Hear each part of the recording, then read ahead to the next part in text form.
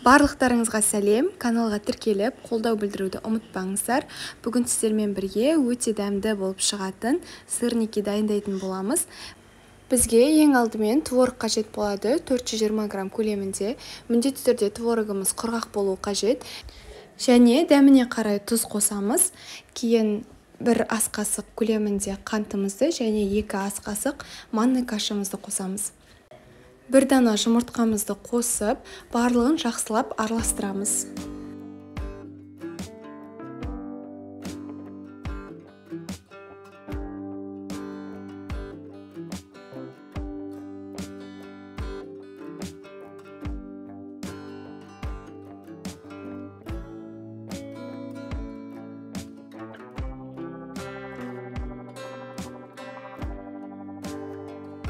Кейін дөңгелетіп форма жасап аламыз да, оны ұнымызға аунатып, әрқайсысын осылай пісіретін боламыз.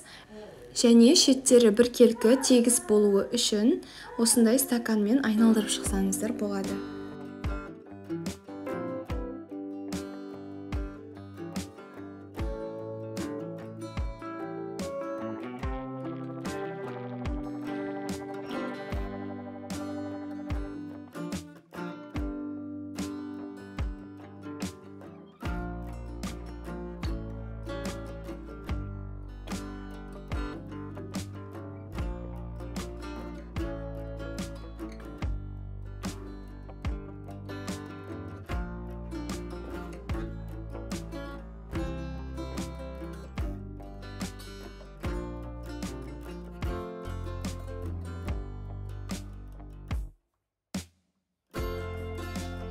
Жай отта екі жағы қызарғанға дейін 5 минуттай көлемінде пісіріп аламыз.